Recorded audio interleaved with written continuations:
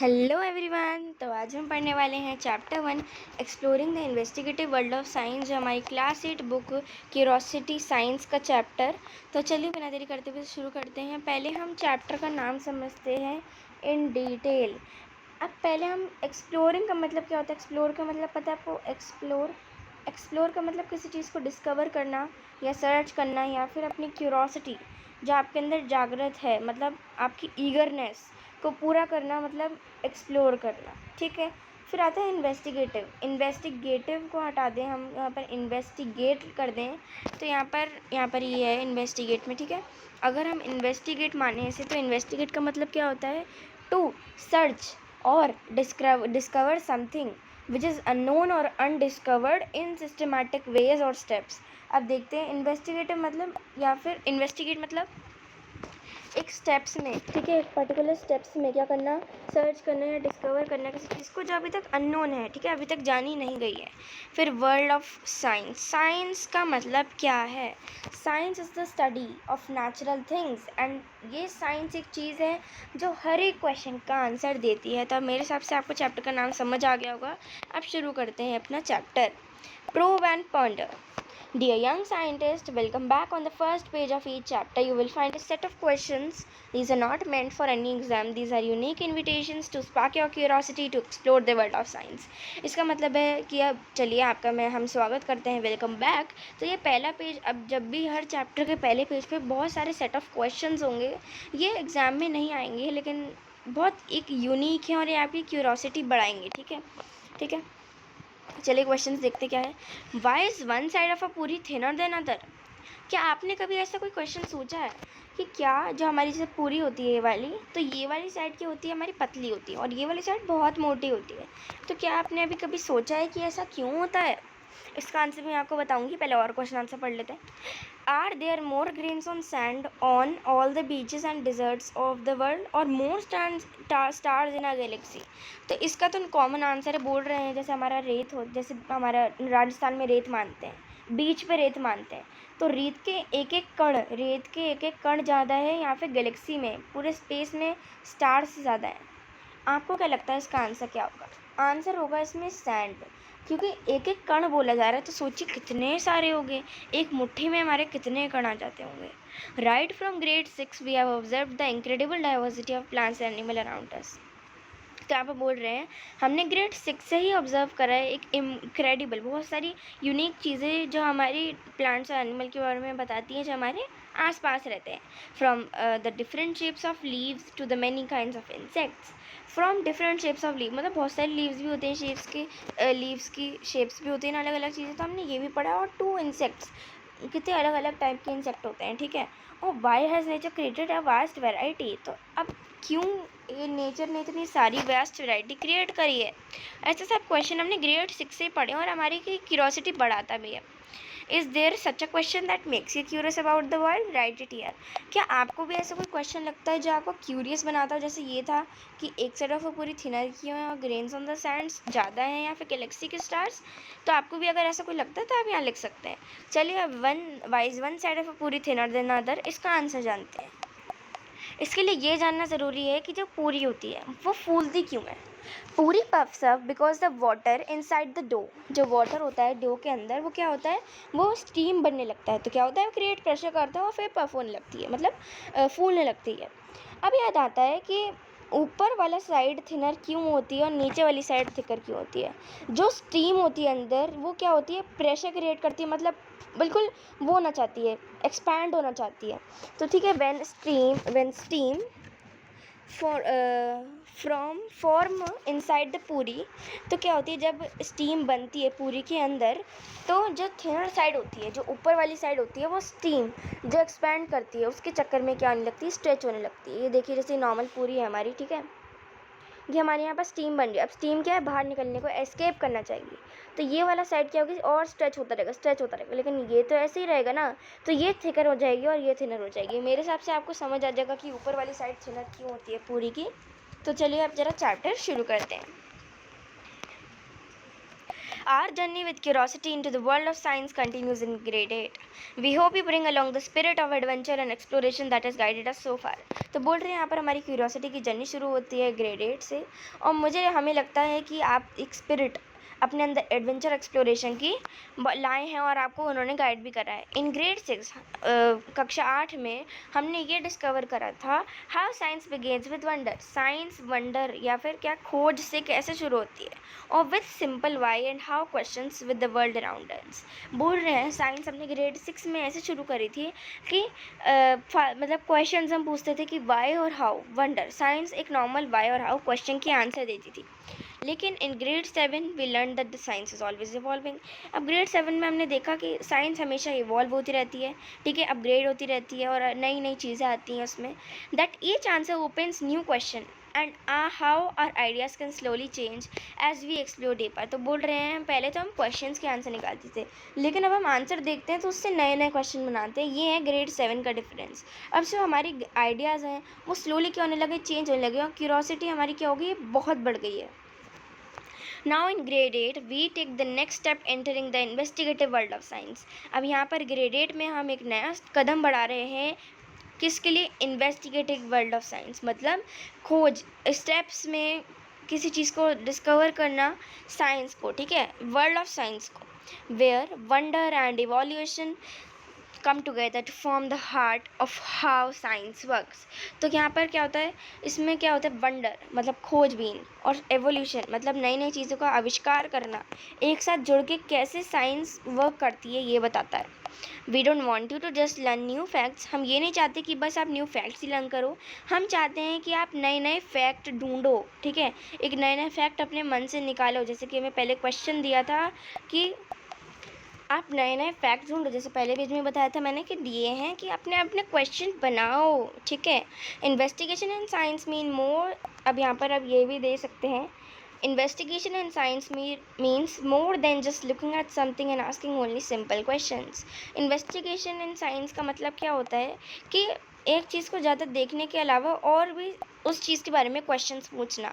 Now you can ask more focus question, और जब आप इन्वेस्टिगेशन करोगे साइंस में तो आप मोर फोकस क्वेश्चन और design way to perhaps do simple experiment to answer those question. तो आप एक क्यूरियोसिटी के वर्ल्ड को एंटर करोगे, मतलब और ज़्यादा फोकस क्वेश्चन पूछोगे, design based to perhaps to do, एक सिंपल एक्सपेरिमेंट को पूछने के लिए भी क्वेश्चन पूछोगे, and those question then use your observation to improve your understanding. और फिर उन क्वेश्चन का आंसर आपको कैसे मिलेगा, जब आप ऑब्जर्व करोगे और अपनी अंडरस्टैंडिंग को क्या करोगे, इम्प्रूव करोगे। Step by step we will learn how to use questions as starting points to try observe carefully.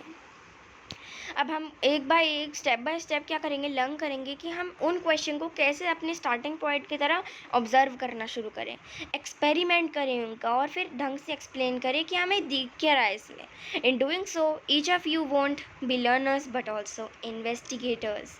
अब ये करते हुए आप एक लर्नर ही नहीं होंगे, आप इन्वेस्टिगेटर होंगे। किसी चीज़ को खोजबीन करना, किसी चीज़ का मतलब आप बहुत क्यूरोसिटी के वर्ल्ड में एंटर कर चुके होंगे, है ना।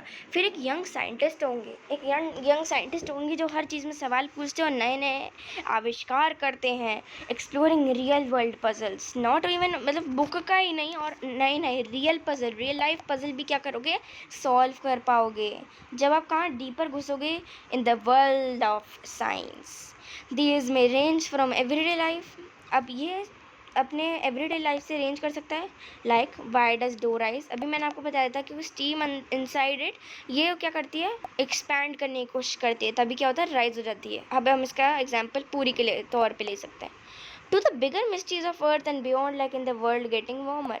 ऐसा क्या चीज़ है, मतलब अर्थ के बारे में ढूंढोगे और फिर ये भी देखोगे कि अर्थ वार्मर क्यों होती है। ऐसे ऐसे क्वेश्चन आएंगे अगर आप अपने साइंस के वर्ल्ड में घुसते जाओगे।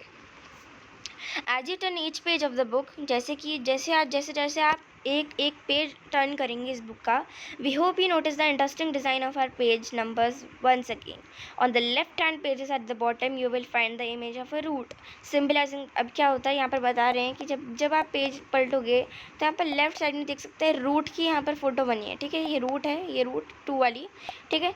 तो ये लेफ्ट पेज पे बनी हुई है। अब देखते हैं इसका मतलब क्या है। ओके ठीक है। सिंबलाइजिंग, ये क्या सिंबलाइज करता है लेफ्ट पेज पे रूट होना, symbolising the deep solid foundation of knowledge that keeps us connected with our environment. तो यहाँ पर ये इस चीज़ को दोहरा रहा है, इस चीज़ को शो कर रहा है कि आप कैसे नॉलेज के साथ जुड़े रहोगे, किसकी सॉलिड फाउंडेशन की, जो हमारे एनवायरनमेंट को हमसे कनेक्ट रखे, अपने ट्रेडिशनल कल्चरल को और नेचुरल हेरिटेज को, इसलिए रूट बना रखी है लेफ्ट पेजेस में बॉटम में। On the right hand pages, अब राइट हैंड पेजेस में क्या है, इन द टॉप कॉर्नर पे आपको एक काइट दिखेगी जो स्काई में सोर कर रही है। ये भी देखते हैं हम कहाँ पर है, ये देखिए ये रही काइट। अब देखते हैं इसका मतलब क्या है। In the sky, reminding us that curiosity must take flight if we are to explore to the unknown। तो बोल रहे हैं यहाँ पर जब काइट दी गई है, इसका मतलब है हमें बोला गया कि स्काई में हम सर्च करें, एक्सप्लोर करें नई नई चीज़ें। Together these two symbols, the root and the kite, together हम बात करें अगर रूट एंड काइट की, invite you to stay grounded in real observation while allowing your ideas to soar towards new horizons. बोल रहे हैं यहाँ पर ये रूट और काइट को एक साथ अगर हम देखें तो इसका मतलब क्या होता है, ये आपको इनवाइट कर रहा है ग्राउंडेड रहने के लिए रियल ऑब्जर्वेशंस में। ठीक है, तो यहाँ पर यही बातें हो रही हैं कि किस किस चीज़ों के लिए नीडेड है। You will also notice some patterns in the lines at the bottom of the page. यहाँ पर बोल रहे हैं ये चीज़ें भी दिख रही होंगी आपको, हो है ना। ये क्या सिम्बलाइज करता है, there are some hidden scientific thoughts in these. इसमें एक हिडन साइंटिफिक थॉट्स दे रखे हैं, but don't worry, they are mainly to make a page little less boring. तो यहाँ पर लिखा है कि ये इसमें टेंशन मत हो, इसमें ऐसा कुछ छुपा नहीं है, इसमें कोई लाइन वाइन छुपी है। इसमें ऐसा क्या है, ये इसलिए दे रखा है कि आपको जो पेज है वो ज़्यादा बोरिंग ना लगे। Let us now take a brief look at the various stops on our journey this year and see where our curiosity, supported by the strong roots and lifted by soaring ideas, might take us। बोल रहे हैं चलिए अब ढंग से chapter शुरू करते हैं। अब यहाँ पर हमें पता लगेगा कि क्या क्या यहाँ मेनली इस चैप्टर में हो रहा है। तो यहाँ पर ये ओवर ब्रीफिंग है, वैसे चैप्टर जो भी सारे चैप्टर्स हैं उनका ओवर ब्रीफ दे रखा है। यहाँ पर हर एक चीज़ बताई हुई है, जैसे reflection of light, phases of moon, calendar कैसे बना, स्टेट्स ऑफ मैटर और बहुत सारी चीज़ें, हीटिंग इफेक्ट, मैग्नेट इफेक्ट, इनके छोटी छोटी चीज़ें दे रखी हैं। चलिए अब पढ़ना शुरू करते हैं। This year, our investigative adventure will take us on a journey from a tiny microbe we can't see to planet-wide challenges we can't ignore।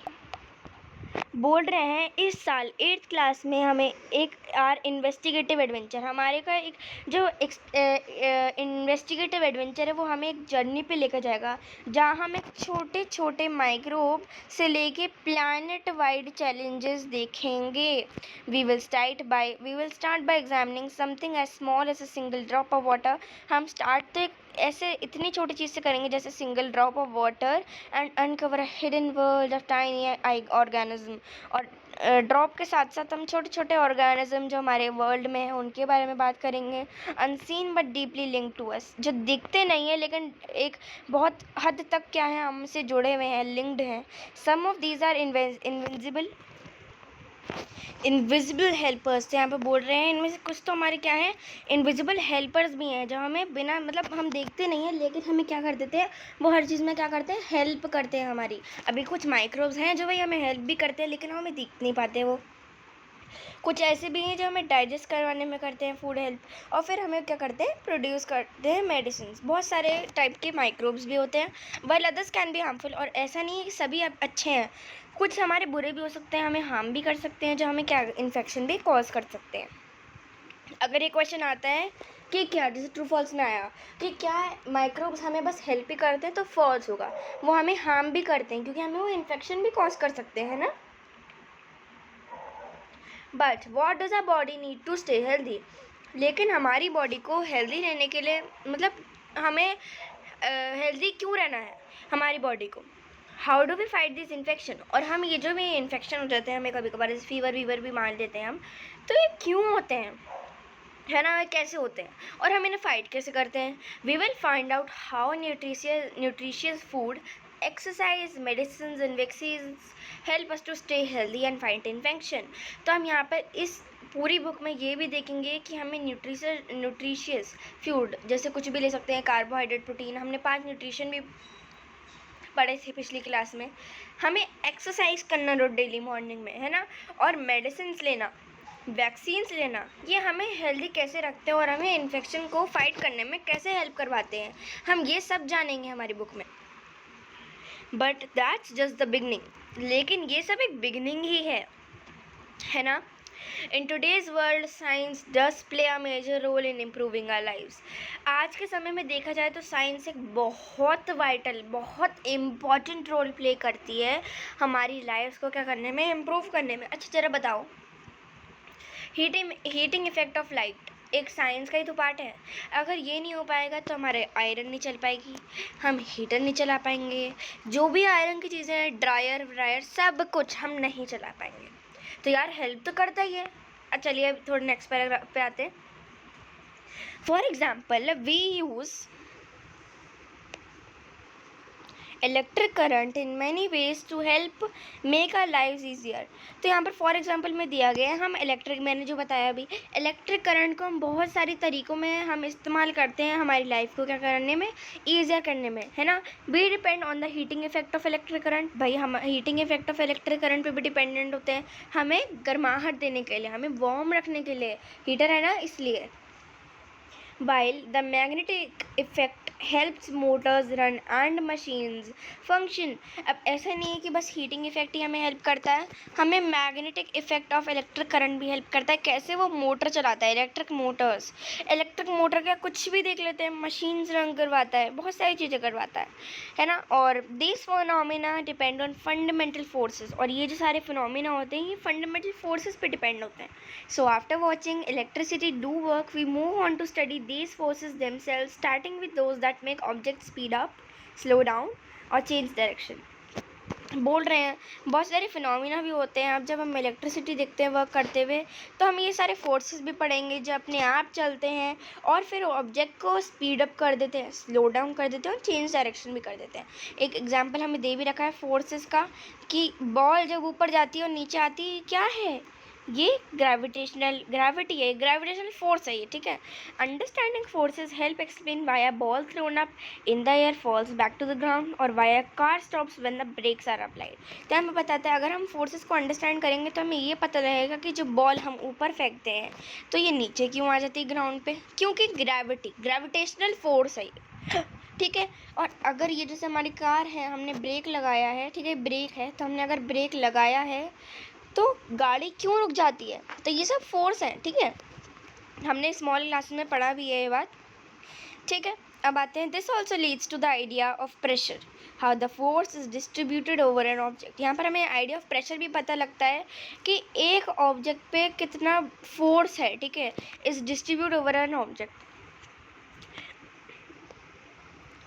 The same concepts of force and pressure also decide how air moves। अब हमें बताया जा रहा है कि जो same concept है force and pressure का, ये बताते हैं कि एयर एक्चुअली में मूव कैसे करती है। अभी ये आ सकता है भाई फिल इन द ब्लैंक में, फोर्स और एयर को एंड प्रेशर को क्या कर सकते हैं, अंडरलाइन कर सकते हैं और दे सकते हैं फिल इन द ब्लैंक के रूप में। तो हर एक लाइन इंपॉर्टेंट है क्योंकि एक स्टोरी है, ये एक लिटरल स्टोरी है, ये इसमें कुछ इंपॉर्टेंट नहीं है। A small difference in pressure can result in a gentle breeze। अगर थोड़ा डिफरेंस हुआ एयर प्रेशर में तो हमारी क्या होगा, जेंटल ब्रीज होगी। लेकिन अगर ज़्यादा डिफरेंस हुआ प्रेशर में, जिसे हम कन्वेक्शनल करंट भी बोलते हैं, तो बहुत ज़्यादा तेज़ विंड भी आ सकती हो, कभी कभार तो साइक्लोन्स भी क्रिएट हो सकते हैं। अब मैं थोड़ा आपको इसका वो बताती हूँ नॉलेज कि क्या होता क्या है, ठीक है। अब देख सकते हैं जो हमारा नीचे एयर होती है, ठीक है, वो क्या होती है, ध्यान रखने वाली बात है, एयर प्रेशर जो नीचे होती है वो क्या होता है, वार्म होता है, ठीक है, गर्म होता है। और क्या होता है, लाइट होता है। अगर वार्म है तो भाई लाइट ही होगा। तो वो क्या होता है, ऊपर राइजन अप होता है, वो ऊपर राइज करने की कोशिश करता है। अगर बात करी जाए ऊपर क्या होती है, एयर प्रेशर ऊपर क्या होता है, ठीक है, ऊपर क्या होता है, हैवी होता है। लाइट था तो हैवी होता है ऊपर, और नीचे वार्म था तो ऊपर क्या होगा, कोल्ड। और ये नीचे करने की कोशिश करता है। लेकिन बीच की, ठीक है, ये बीच की जो चीज़ है, ये जो एक डिफरेंस क्रिएट होता है, ये यहाँ से ऊपर जा रहा है, ये यहाँ से नीचे जा रहा है, इसे कहते हैं कन्वेक्शनल करंट। इसके ही चक्कर में क्या हो जाता है, प्रेशर डिफरेंसेस होते हैं और फिर हमारी क्या होती है, स्ट्रॉन्ग विंड्स आते हैं और कभी कभार साइक्लोन में भी ये क्या करता है, रिजल्ट करता है। ये आप लिख भी सकते हैं अपने टेस्ट में, ये आपको ज़्यादा नॉलेज देगा, ठीक है। चलिए अब अपने नेक्स्ट पेज पे पढ़ते हैं। So these forces are connected to powerful weather events like storms and cyclones. तो ये फोर्सेस क्या हमें पता लग रहा है इनडायरेक्टली कनेक्टेड है स्टॉर्म्स और साइक्लोन से, जो हमारी डेली लाइफ को और एग्रीकल्चर को और अपनी सेफ्टी तक को क्या करता है, कनेक्ट करता है, ठीक है, और इफेक्ट करता है।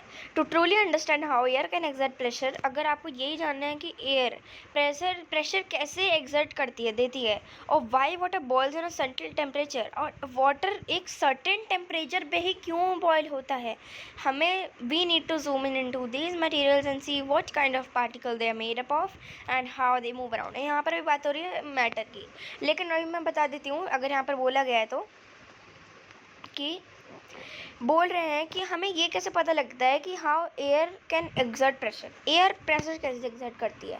बैलून ले, हम बैलून, अच्छा इमेज बन भी रही है यहाँ पर, ठीक है, बैलून लेते हैं वाला, अगर हम ये ब्लो करते रहे, इसमें ब्लो करते रहे तो ये फट जाएगा। तो हमें यहाँ पर पता लग रहा है एयर एक्सर्ट प्रेशर, ठीक है, एग्जाम्पल के तौर पे लिख सकते हैं। अब यहाँ पर हमें कैसे पता लगता है कि एक वाटर जो है सर्टेन टेम्परेचर पे बॉयल होता है, ये डिपेंड करता है व्हाट काइंड ऑफ पार्टिकल से वो बना है। तो यहाँ पर स्टेट ऑफ मैटर की बात हुई है। Everything around is made up of tiny matter particles, जो भी हमारे आसपास चीज़ें हैं वो क्या है, कुछ मटेरियल से बनी है, सॉर्ट ऑफ टाइनी पार्टिकल से बनी है। जो मटेरियल सॉलिड होते हैं उनके पार्टिकल बिल्कुल फ्रीली मूव नहीं करते हैं, वाइल इन गैस वो बिल्कुल फ्रीली मूव कर सकते हैं। यहाँ पर डायग्राम से तौर से समझते हैं। यहाँ पर हमें रॉक दिया गया है, ये क्या सॉलिड लिक्विड गैस तो पता है आपको, सॉलिड है बिल्कुल, है ना, इसे मोड़ नहीं सकते हम। तो इसके अंदर जो हमारे टाइनी पार्टिकल्स होंगे वो हिल नहीं सकते, देखिए कितना कॉन्ट्रैक्टेड है वो। बात करें हमारे लिक्विड की, लिक्विड मतलब कुछ भी लिक्विड ले लेते हैं, है ना, इसमें क्या होते हैं, थोड़े थोड़े पास होते हैं लेकिन इतने नहीं होते जितने सॉलिड में होते हैं। बात करें एयर में तो बिल्कुल ही दूर होते हैं, एयर में बिल्कुल ऐसे होते हैं, बिल्कुल दूर दूर, ठीक है, और कम भी होते हैं। तो इस हिसाब से हमें पार्टिकल पे क्या होता है, डिपेंड होता है, ठीक है। अब अगर आपको एग्जाम्पल में लिखना है तो तीनों में आप एक एग्जाम्पल लिख सकते हैं। आप बोलेंगे मैम एक एग्जाम्पल तीनों में कैसे लिख सकते हैं, अरे लिख सकते हैं। वाटर को अगर हम सॉलिड में देखा जाए तो आइस बना सकते हैं, लिक्विड में देखा जाए तो लिक्विड को वाटर ही कंसिडर करेंगे ना। और अगर हम बात करें गैस में, बताइए एवेपोरेट जब हो जाती है तो गैस ही बन जाती है ना। तो वाटर एक तीनों का मेन सोर्स है। Classifying things around us is an important feature, अगर हमें देखा जाए तो हमारे क्लासीफाइड जो भी हमारी चीज़ें अराउंड हैं वो बहुत ज़्यादा इंपॉर्टेंट है। We can also classify material around us, हम मटेरियल जो हमारे आसपास हैं उन्हें भी हम क्या कर सकते हैं, क्लासीफाई कर सकते हैं। जैसे कि पहला दिया गया है हमें एलिमेंट क्या होता है, pure substance of any form, diamond, ये इसके अंदर कोई छेड़खानी नहीं करी गई है, इसके अंदर कुछ करा गया नहीं ना, तो एक प्योर सब्सटेंस है ये। कंपाउंड होता है दूसरा, ये होता है टू और more elements bonded together, element ये हो गया, ठीक है। कंपाउंड क्या हो गया, एलिमेंट प्लस एलिमेंट, टू और मोर, ज़्यादा भी हो सकते हैं, ये बनाएगा कंपाउंड। अब भाई अब देखते हैं तीसरा क्या है, मिक्सचर्स, है ना, ये सब मिक्सचर ये है ना। Combination that can be separated physical, ऐसे कॉम्बिनेशन किसी एलिमेंट या कंपाउंड के नहीं, किसी भी चीज़ के हमारे क्या है, कॉम्बिनेशन है, ये जो भी बन के आ रहा है, इनको हम तीनों को फिजिकली क्या कर सकते हैं, सेपरेट कर सकते हैं, फिजिकली बोल रही हूँ, ठीक है, समझ गए आप लोग। Once we know how particle combine और मिक्स, अब जब हमें अगर पता लग गया कि जो पार्टिकल हैं वो एकदम कंबाइन या मिक्स कैसे करते हैं, तो हम अंडरस्टैंड कर सकते हैं सॉल्यूशन, शुगर कैसे करता है टी में डिज़ोल्व, तो स्वीट हो जाती है। ये तो सब है curiosity. From the world of particles and the mixtures we then move into the world of light. अब हमने पार्टिकल और मिक्सचर के बारे में पढ़ा, अब यहाँ पर हम लाइट की तरफ पढ़ जाएंगे। We will study how light rays reflect off flat and curve mirrors, हम ये देखेंगे कि जो हमारे फ्लैट और कर्व मिरर होते हैं इसे कैसे रिफ्लेक्ट करेगी और बेंड करती है जब लेंस के थ्रू होता है, इसे क्या बोलते हैं, रिफ्रैक्शन। ये हमने क्या पढ़ा था, 6th-7th में पढ़ा था, ठीक है। And helps us understand the working of many object around us, और इसके थ्रू बहुत सारे ऑब्जेक्ट की वर्किंग भी समझ सकते हैं। The bending of bending of light explains what happens when we see an image in an shiny metal spoon. Convex और कॉन्केव लेंस, कॉन्केव और कॉन्वेक्स मिरर, ये सब हमें इनडायरेक्ट वे में बताया जा रहा है। और हाउ करेक्टिव ग्लासेस में हेल्प अस सी क्लियरली, ये लेंस के बारे में बताया जा रहा है ना, ये सब चीज़ें हम पढ़ चुके हैं, हमें ये ओवरव्यू दिया जा रहा है। It's not just a polished mirror that reflects light. Rough surfaces reflect light as well. ऐसा नहीं है कि जो पॉलिश मिरर होते हैं वही रिफ्लेक्ट करते हैं, रफ सर्विस भी रिफ्लेक्ट करते हैं भाई light. And so does the moon. Moon के पास अपनी लाइट नहीं होती है, बहुत इंपॉर्टेंट बात है. वो सन की लाइट रिफ्लेक्ट करता है, ठीक है. Depending on the relative position of the earth, moon and sun a slightly different part of the moon is illuminated each night. Moon, sun और अर्थ की लोकेशन डिपेंड करती है कि कौन सा फेज ऑफ मून आएगा, ठीक है. इज इल्यूमिनेटेड ईच नाइट को कौन सा वो आएगा, giving rise to beautiful phases of the moon as we see in the sky. तो ये क्या देता है, राइज देता है ऑफ डिफरेंट फेजेस. ये मुझे पता है, जो मैं आपको बताने जा रही हूँ चैप्टर का नहीं है, लेकिन ये मैम आपकी दे सकती है. सोलर इक्लिप्स और लूनर इक्लिप्स तो हम पहले भी पढ़ सकते थे, मैंने कहा कि उसका भी ओवर रिव्यू हम ले लेते हैं. सोलर इक्लिप्स तब होता है जब सन, मून एंड अर्थ आता है, ठीक है. सन, मून एंड अर्थ, मतलब मून क्या होता है बीच में, this is called solar Eclipse. और एक कब होता है, न्यू मून डे पे. ध्यान रखने वाली बात है, ये कब होता है, न्यू मून डे पे. बात करें लूनर इक्लिप्स की. लूनर इक्लिप्स होता है जब सन, अर्थ, मून, अर्थ जब बीच में आ जाती है तो क्या होता है, लूनर इक्लिप्स. और ये कब होता है, फुल मून डे पे. और पूर्णिमा, पूर्णिमा आपको पता है, पूर्णिमा अमावस्या जो भी होती है वो ब्राइट फुल मून डे पे होती है. ये सब इंपॉर्टेंट था तो मैंने आपको बता दिया, एक बार आप लुक आफ्टर कर सकते हैं इसके. Watching the periodic cycles of the moon phases allowed human to come up with the first calendar. अब देखते हैं फेजेस ऑफ मून से हमें पता लगा कि पहला कैलेंडर कैसा बना. बाय कंबाइनिंग केयरफुल ऑब्जर्वेशन, एक एक ऑब्जर्वेशन को केयरफुली जोड़ के, सनराइज, सनसेट और लूनर साइकिल और सब चीज़ों को जोड़ के हमें क्या, हमने कैलेंडर बनाया. Isn't it fascinating that the calendars which determine our routine on Earth are linked to the motions of our object far beyond our planets? क्या ये फैसिनेटिंग नहीं है कि जिससे हम कैलेंडर बना रहे हैं वो हमारे प्लानट तक नहीं है, प्लानट के अंदर तक नहीं है ना. But it's not just calendars और the movements of the sun and moon that are linked. ऐसा नहीं है कि कैलेंडर मूवमेंट ऑफ सन और अर्थ से ही, सन और मून से ही बनते हैं.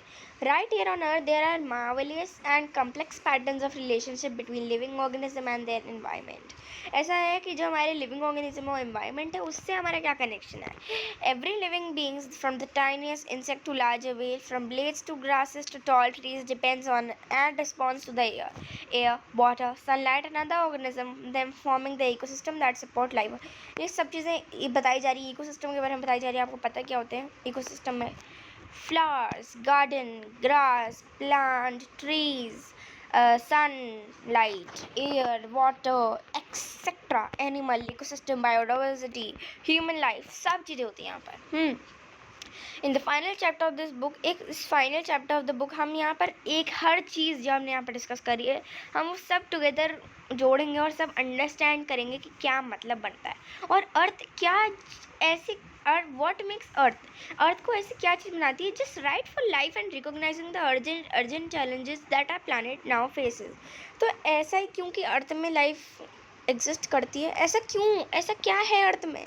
तो मेनली एक मेन रीज़न मैं आपको बताना चाहूँगी, सन एक परफेक्ट डिस्टेंस में है अर्थ के, जो हमारा वाटर को लिक्विड बनाते रहते हैं. मतलब जैसे वाटर है ये, ठीक है, तो वाटर को ज़्यादा ठंडा भी नहीं करता, ज़्यादा गर्म भी नहीं करता, हमें ऑक्सीजन भी प्रोवाइड करता है ना, शील्ड भी प्रोवाइड करता है, एटमॉस्फेयर. तो सब चीज़ें हमारे पास अर्थ के पास है, तो हमें एक राइट प्लानट बनाता है जहाँ हम रह पाएँ.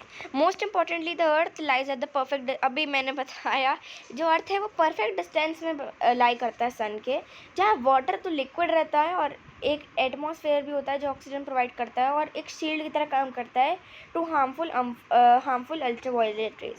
बट ह्यूमन एक्टिविटीज़ है वो ऑब्वियसली इफेक्ट कर रही हैं. एक small changes in the temperature of the earth. क्या हो सकता है मेन रीज़न, डिफॉरेस्टेशन और हमारा फॉरेस्ट फायर और बहुत सारी चीज़ें, डेंजरस कॉन्सिक्वेंसेस. मतलब मेन तो हमारा फॉरेस्ट काटा ही है. ये देखिए आप, ये फॉरेस्ट भी काट रखे हैं इन लोगों ने, ये देखिए है ना, ये ठीक है. At the heart of the birth of the problem and any possible solution is us. We are the ones influencing earth's climate, but we are also one who can and must use science to understand these changes and guide our action. The same scientific principle that we have guided our journey through in the middle stages, observing, measuring, experimenting. तो ये तीन चीज़ें हैं जो हमें science में बहुत importantly बनाती हैं. ऑब्जर्व, मेजर और एक्सपेरिमेंट करना। We will be key in helping us to protect the delicate balance on which life depends. The challenges ahead won't always be easy. जो चैलेंज हमारे आगे आने वाले हैं वर्ल्ड में वो ऑब्वियसली ईजी नहीं होंगे। We hope some of you will try to solve this difficult problems with curiosity as a guide. तो हम होप करते हैं कि आप में से कोई तो क्यूरोसिटी को अपना गाइड लेके बढ़िया बढ़िया चीज़ें करे और सॉल्व करे हर एक प्रॉब्लम। तो ये हमारी क्या है, पूरी के बारे में दे रखा है, ठीक है। फिर हमारा चैप्टर ख़त्म है। To help you think like a scientist, let us go back to a question we asked on the first page. एक साइड पूरी की थिनर क्यों है दूसरे से? Firstly remember that science is everywhere. पहले ये ध्यान रखो कि हर जगह साइंस है। हमें एक फैंसी लेबोरेटरी नहीं चाहिए एक्सपेरिमेंट करने के लिए। किचन भी आपका क्या है, एक वंडरफुल प्लेस है जहाँ आप एक्सपेरिमेंट कर सकते हो, ऑब्जर्व कर सकते हो, क्वेश्चन पूछ सकते हो। ऑल यू नीड, आपको बस क्या चाहिए, क्यूरोसिटी चाहिए, केयरफुल ऑब्जर्वेशन चाहिए और आपको क्वेश्चन पूछने का जागरूकता होनी चाहिए अपने अंदर। क्या आपने कभी नोटिस करा है कि पूरी या फिर भटूरा और या फिर फुल्का जो होता है, हमारा रोटी होती है, वो कैसे ही फूल जाता है जब फ्लेम पे रखा जाता है। पूरी पफ कैसे हो जाती है बैलून की तरह, और एक साइड थिनर क्यों होती है दूसरे से? ये एक क्वेश्चन है जो साइंटिस्ट ने पूछे हैं और अपने इसका आंसर ऑब्जर्व करके निकाला है। और आप भी ऐसा कर सकते हो। देखते हैं कि investigate this simple everyday phenomena let us like a scientist would. क्या इसका आंसर अगर हम साइंटिस्ट के तौर से सोचे तो आंसर निकल जाएगा। First we will try to ask a scientific question. पहले हम क्या करेंगे, साइंटिफिक क्वेश्चन पूछेंगे। फिर हम पूछेंगे what are the different things that may change. क्या क्या चेंज हो सकती है अगर हम पूरी को पफ करें किसी और तरीके से, तो क्या होगा। We may want to do some simple experiment. For that we try our found two main things. What all can change or control when we do experiment, and what can all be observed to see if the changes made any difference. अगर हम पूरी को, ये तेल है ठीक है, अगर हम पूरी को ऐसे वर्टिकली ना हॉरिजॉन्टल करके डालें तो क्या होगा। अगर हम आटे का डो थोड़ा मोटा कर दें तो क्या होगा। अगर हम एक एक चीज़ ट्राई करें तो जैसे पहले मैंने क्या करा, मोटा कर दिया उसे पूरी को नीचे वाली तरीके से, और फिर मैंने दूसरी में क्या कर दिया, उसे हॉरिजॉन्टली फेंका, और तीसरी में मैंने क्या फेंका, वर्टिकली फेंका पूरी को तेल में। तो हमें क्या क्या ऑब्जर्व होगा, है ना। तो ये अलग अलग चीज़ें होती हैं। अब यहाँ पर बहुत इम्पॉर्टेंट चीज़ है जो इस चैप्टर की मेरी सबसे मेन चीज़ है। अगर हम इन तीनों को एक साथ कर दें तो हम एक साथ मोटा भी कर दें, एक साथ वर्टिकल भी कर दें और हॉरिजॉन्टल भी कर दें। मतलब वर्टिकल हॉरिजॉन्टल तो नहीं हो सकता, लेकिन हम मानते हैं। तो क्या ढंग से हमें चीज़ें पता लग जाएंगी, क्या हम चीज़ों को ऑब्जर्व कर पाएंगे, क्या हम चीज़ों को इन्वेस्टिगेट कर पाएंगे, नहीं। और तो इसलिए बोला जाता है एक वेरिएबल को एक बार में अल्टर करना चाहिए। ज़्यादा मल्टीपल वेरिएबल को अल्टर करा तो बहुत बड़ी प्रॉब्लम हो सकती है। बड़ी प्रॉब्लम क्या है, आपको ऑब्जर्व नहीं कर पाओगे। तो ये चीज़ है, वेरिएबल्स होते हैं the which can be altered in experiment. In this case we can perhaps think of changing the thickness and the size of the roll dough. हम क्या कर सकते हैं, इसमें जो थिकनेस है, मोटा पतला कुछ भी कर सकते हैं रोल डो को हम। ऑल्सो अलग अलग टाइप के वो भी यूज़ कर सकते हैं। आटा मतलब फ्लोर, आटा है, मैदा है ज़्यादा। वाइल फ्राइंग द पूरी हम उसे चेंज द टेम्परेचर। हाँ भाई, अगर मैंने आपको हॉरिजॉन्टल वर्टिकल और थिकनेस ऑफ पूरी का दिया, इन्होंने दिया है कि अगर हम फ्लोर चेंज कर दें, थिकनेस चेंज कर दें और ज़्यादा तेज गर्म कर दें, और फिर मैंने अभी ये बताया आपको, अगर हम वर्टिकली कर दें, एंगल स्लाइड एंगल पे कर दें, स्लोली करें, फास्टली करें, तो ये सारी चीज़ों को क्या करना पड़ता है, ऑब्जर्व करना पड़ता है। However to make sense of this changes we also need to think what we can observe to measure. Some of these may have just yes or no answer. In some cases there might be a number we can measure. Maybe we can start by checking whether the पूरी puffs or not. अगर हमने कुछ उल्टा करके डाला तो क्या पूरी पफ हुई या नहीं। इन सब चीज़ों को हमें क्या बनाना चाहिए, नोट्स बनाने चाहिए हमें कि क्या क्या हमने ऑब्जर्व करा, और फिर हमने कितना टाइम लिया, कितने सेकंड लिया पूरी ने पफ करने पे, दूसरे ने कितना लिया। तो ऐसे बहुत सारी चीज़ें देख सकते हैं। अभी हमें ये देखना वाला है, हमें ये देख सकते हैं अगर हमने मोटा करके डो फेंका या पतला करके फेंका तो मोटे वाले में फुली या पतले वाले में fully. Further while doing such experiment it is better to change only one thing at a time. यहाँ पे ये बोल रहे हैं कि एक चीज़ एक टाइम पे चेंज करना ज़्यादा अच्छा है, या फिर बाकी तीनों एक चीज़ इंक्लूड करके करना बहुत बुरा है।